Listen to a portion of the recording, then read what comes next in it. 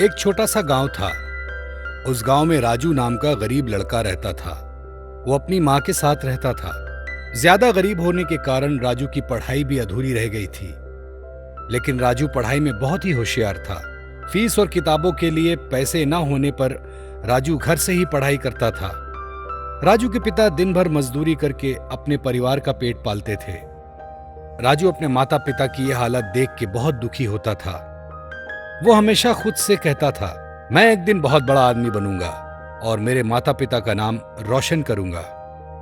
एक दिन की बात है, जब राजू कुछ सामान बाजार से लेने गया था।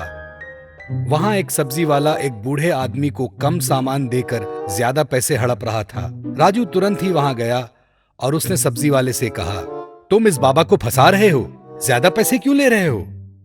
इस पर सब्जी वाला बोला, तुम्हें इससे क्या मतलब? तुम चुपचाप से यहां से चले जाओ। राजू बोला, नहीं, जब तक तुम सही दाम नहीं लेते तब तक मैं नहीं जाऊंगा।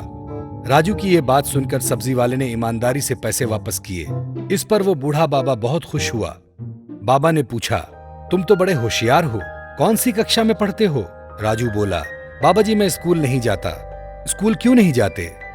बाबा ने पूछा, बाबा जी हम बहुत गरीब हैं, स्कूल की फीस भरने के लिए हमारे पास पैसे नहीं हैं और घर से बहुत दूर है स्कूल। बाबा जी को उस पे दया आई। वो उसे अपने घर ले गए और कबाड़ में पड़ी एक साइकिल उसे दी।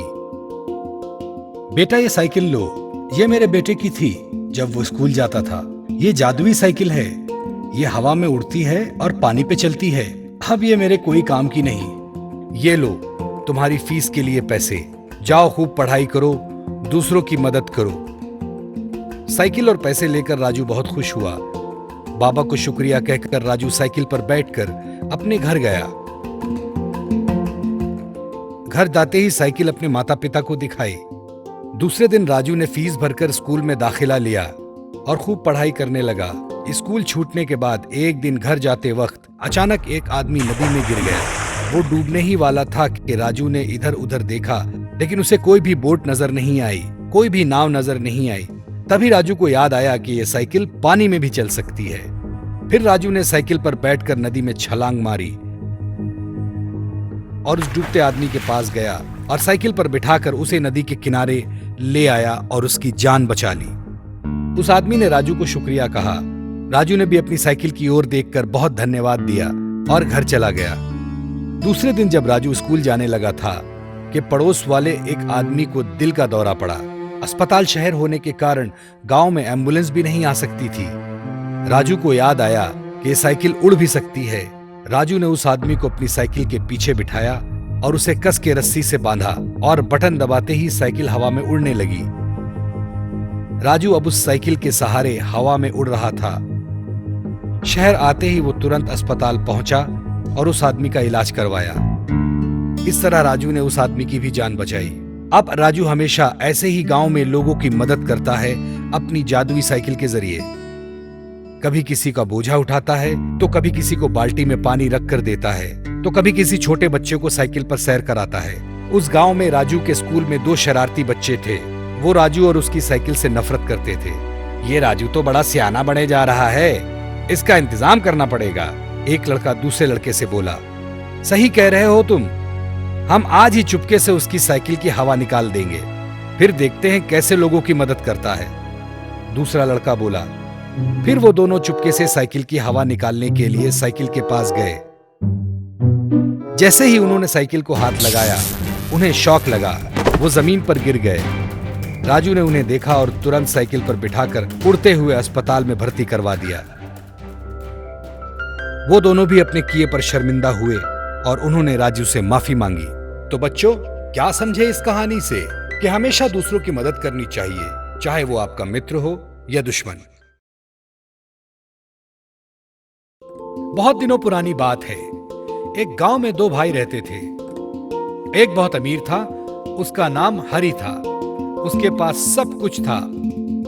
दूसरा भाई गरीब था, उसका नाम भोला था, उसके पास खाने पीने के लाले थे और पहनने के लिए ठीक से कपड़े भी नहीं थे।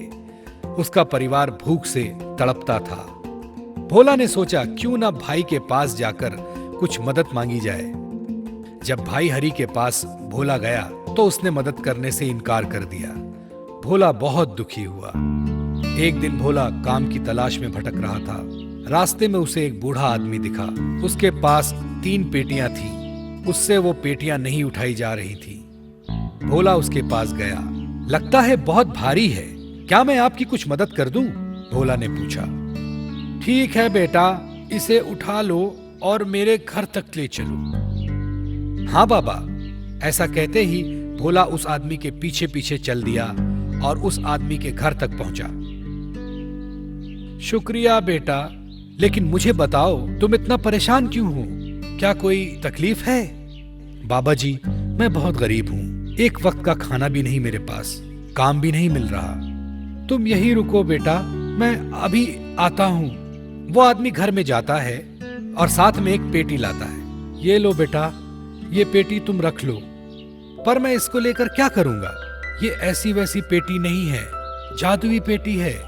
इसे खोलते ही तुम्हें जो चाहे मिल जाएगा। जादुई पेटी? अरे वाह, लेकिन ये आप मुझे क्यों दे रहे हैं? बेटा, अब मुझे इसकी जरूरत नहीं, तुम्हें काम आएगी, तुम ले लो। अच्छा बाबा जी, भोला बोला। और सुनो, काम होने के बाद इसे बंद करना ना भूलना, नहीं तो अनर्थ हो जाएगा। शुक्रिया बाबा जी, अब मैं चलता हूं। भोला वो पेटी खुशी खुशी घर लेकर जाता है और जाते ही पत्नी को कहता है, ये देखो मुझे क्या मिला है। पत्नी बोली, ये कौन सी पेटी ले आए हो? हमें खाना चाहिए, इस पेटी का क्या करेंगे? अरे भगवान, ये ऐसी वैसी पेटी नहीं है, जादुई पेटी है। हमें जो भी चाहिए हमें दे देगी। सच में? क्या अब हम कभी भूखे नहीं रहेंगे? पत्नी बोली। नहीं भगवान, अब बातें ही करोगी या इस पेटी का चमत्कार भी देखोगी? फिर भोला उस पेटी से कहता है, जादुई पेटी, हमें ढेर सारा खाना दो। पेटी खुलती है, उसमें से अलग अलग प्रकार के व्यंजन बाहर आते हैं। भोला और उसकी पत्नी ने पेट भर के खाना खाया और पेटी को बंद कर दिया। फिर उसने पेटी से रोज नई नई चीजें निकालना शुरू किया। कभी चावल, तो कभी अनाज, तो कभी दाल, तो कभी बाजार का सामान। धीरे धीरे उसकी गरीबी दूर होने लगी।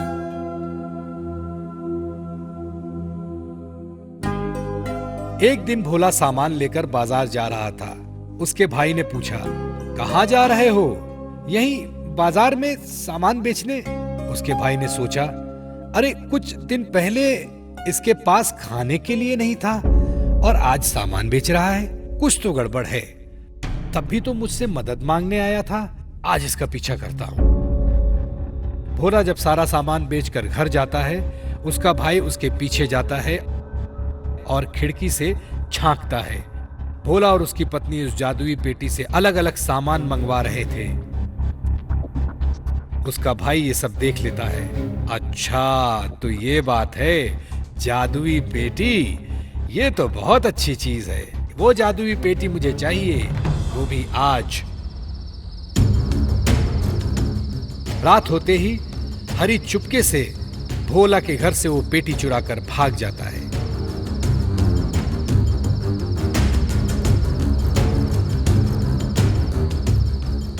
अब तो मैं भी अमीर बन जाऊंगा। फिर हरी जंगल की ओर भागता है। इस पेटी को मैं घर में नहीं रख सकता, नहीं तो सबको पता चल जाएगा। दौड़ते दौड़ते वो थक जाता है और एक गड्ढे में गिर जाता है। प्यास लगने से वो जादुई पेटी से पानी मांगता है। पेटी से पानी आना शुरू होता है। बस बस बस बस, इतना ही चाहिए और नहीं, बस बस। हरी गड्ढे में होने के कारण वो गड्ढा पानी से भर जाता है। हरी को तैरना भी नहीं आता, इसलिए हरी उस पानी में डूब जाता है। तो बच्चों, क्या समझे इस कहानी से कि किसी से ईर्ष्या नहीं करनी चाहिए, जो है उसी में खुश रहो। दोस्तों, पसंद आया ना? ऐसे ही प्यारे प्यारे लाजवाब वीडियोस देखने के लिए प्लीज आपके मम्मी पापा से सब्सक्राइब करने के लिए कहिए ना। हम और भी मजेदार वीडियोस आपके लिए ला रहे हैं। तब तक के लिए शुक्रिया। फिर मिलेंगे